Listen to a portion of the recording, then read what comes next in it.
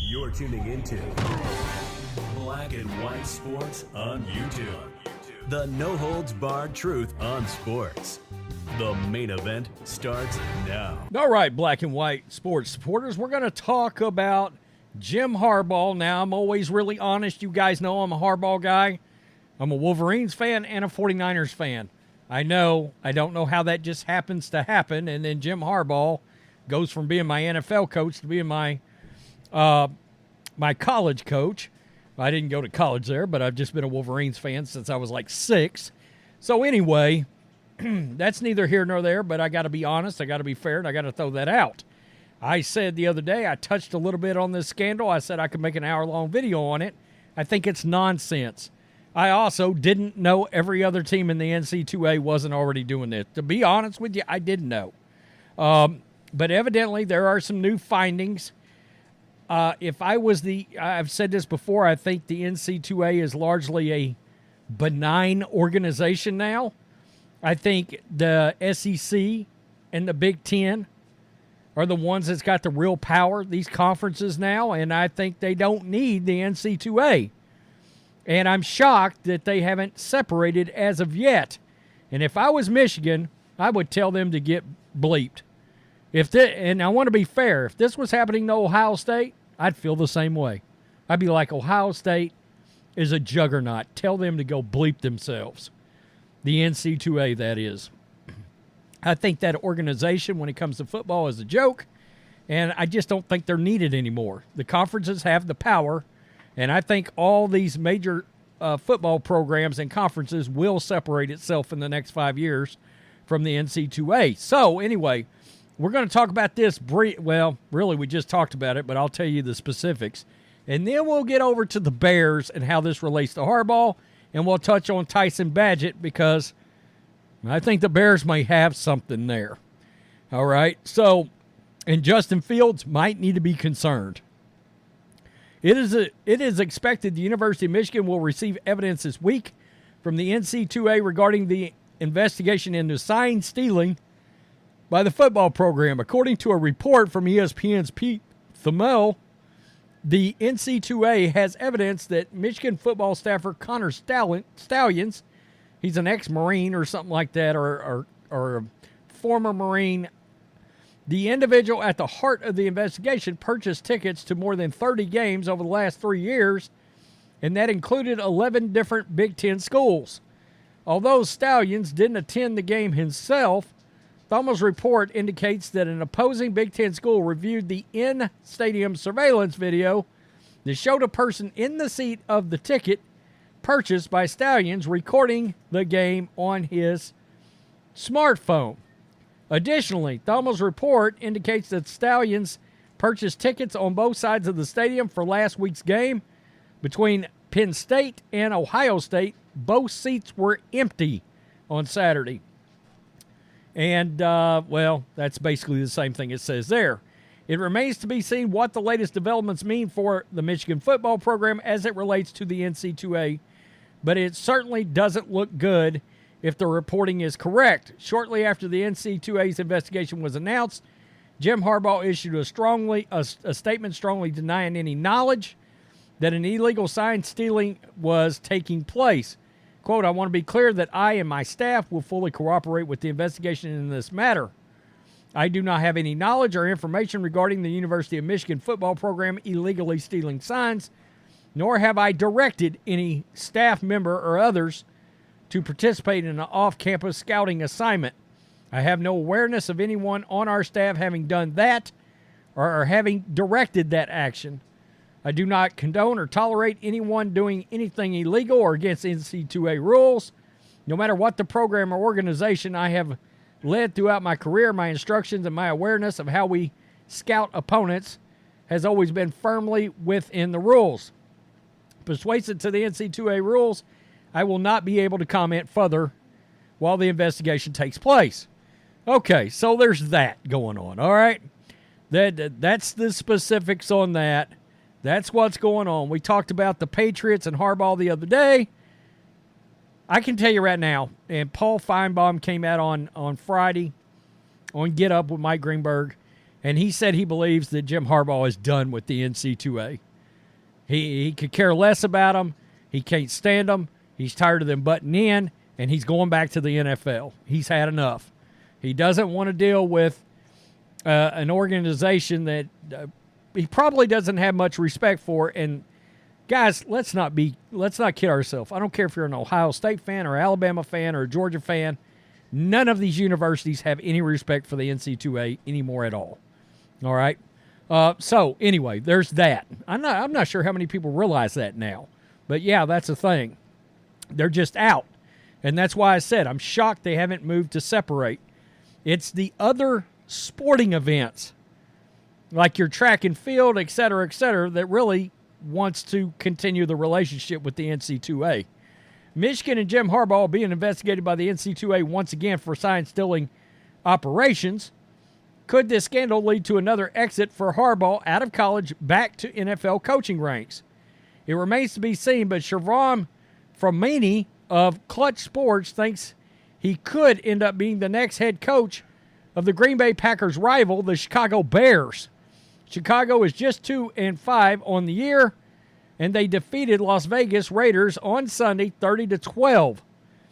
They may not win many more games this season.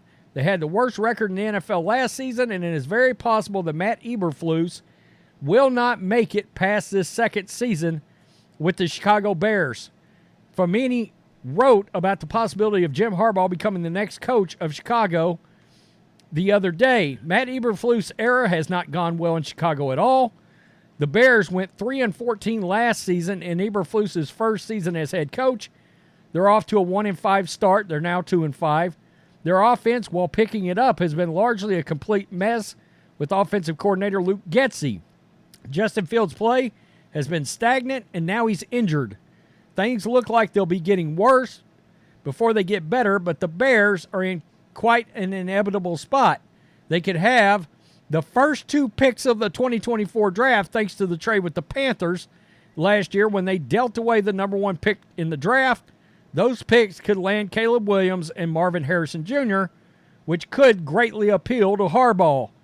The Michigan football coach also played in Chicago for 7 seasons as their quarterback. This would be a hard situation to turn down. So Jim Harbaugh coaching his former team would be an interesting development nonetheless. And, you know, the word on the internet streets is that really and truly he is he's watching that program, okay, the Bears right now, to see what happens, see how this develops, see if Eberflus might lose his job. He's watching Bill Belichick too, I can tell you that right now. All right, he's watching the Patriots situation as well, because we know Robert Kraft, very stable owner, a grown-up owner, and the idea is Jim Harbaugh and Robert Kraft might be a fit together. All right, make no mistake, I'm a Niners fan. Jed York screwed that situation with Harbaugh all up, and he did not handle it right. There ended up being a feud behind the scenes there. It got ugly. Harbaugh got fed up and left. Jed York should have done whatever he had to make Jim Harbaugh happy, and he didn't do it. All right, so just as a Niners fan, I'm letting you know that right now. Rookie Tyson Bagent will likely start again for the Bears with Justin Fields doubtful to play this week. Guys, he's fixing to start yet again.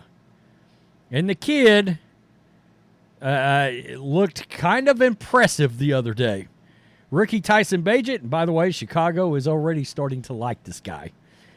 Rookie Tyson Bagent helped lead the Bears to his first home win in more than a year with quarterback Justin Fields. Bagent is in line to be behind center again with Fields doubtful to play, likely missing his second consecutive game because of a dislocated right thumb. That is something that can bother you for a while.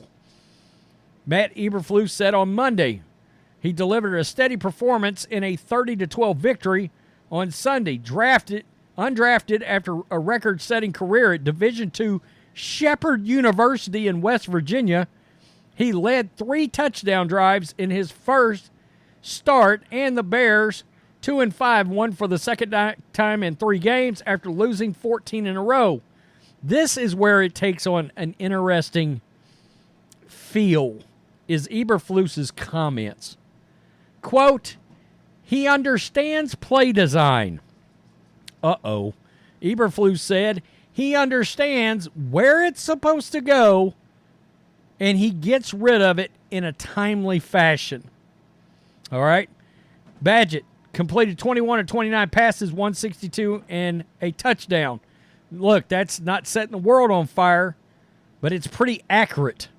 All right? We know that. That's pretty accurate. And he ran the offense the way the offense is supposed to run. So, this guy has been, in 2 consecutive weeks, he has seen action. All right?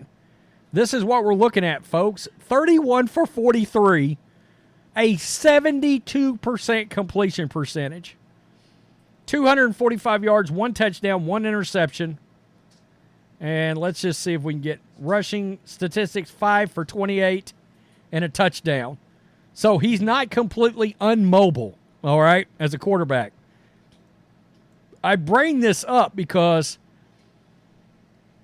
I think Eberflus kind of said some things there. If you really listen, he knows play design. He's able to get rid of it when it's supposed to be gotten rid of. He's very accurate. Now, I tend to believe that quarterbacks, generally speaking, sometimes it improves. Very rarely does accuracy improve. Josh Allen broke the narrative there, okay? Because he did. He greatly improved his accuracy. And yeah, some quarterbacks do improve incrementally, just a little bit at a time, right? Just a little bit at a time they increase. But you rarely see a guy throwing for 60% all of a sudden throw for 72%. And you don't normally see it out of a rookie in his first 2 appearances in the NFL. I don't know what the hell my dog's barking at, but he's barking at something. Rarely do you see that in a quarterback's first 2 appearances in the NFL, that you will ever see a quarterback come in and throw for 72%. Now, if this kid is really and truly naturally accurate, if he is naturally accurate, then he can run an offense in the NFL. Which, if he ends up getting 4, 5, 6 games, and the Bears win, say, 2 more out of 5 games, and they look up and they've got a certain record with this kid playing, his statistics look pretty good, yada, yada, yada. Not to mention, everybody loves his story. Underdog, Division II, fired up personality. The locker room loved him the other day. One's got to wonder, is he going to mess around and put Justin Fields out of a job? And I know Justin Fields has flashed. I know it. But there are still some things just on a basic passing level that Justin Fields just isn't doing up to NFL standard. All right? And this kid's accuracy is this good walking in the door. And he's not completely slow. He runs a 4.79. Yeah, it's not a 4.5. Don't have to at quarterback. There are NFL tight ends that run 4.79. And he's 6'3". He's a big guy. And he's got some moxie. He's got a little Chicago kind of attitude. He feels really blue collar. This is an interesting story to watch, Tyson Bagent. I really like the story. Tell me what you think in the comments section below. I'm sure there will be people furious that I don't want Harbaugh thrown in prison. I just, again, hell, I thought every team was doing this. I really did. That Spygate shit, don't kid yourself. Everybody was doing that. I mean, it's kind of like Bountygate. Everybody was doing that too. Funny how that works. And everybody was deflating footballs, by the way, or inflating them. A lot of quarterbacks would overinflate them. They did whatever they had to make them feel right. Common knowledge back then. I never understood that whole scenario of it being a scandal. Peace. I'm out. Till next time. Thanks for watching the show. Be sure to like, comment, and subscribe. Be sure to tune in next time on Black and White Sports.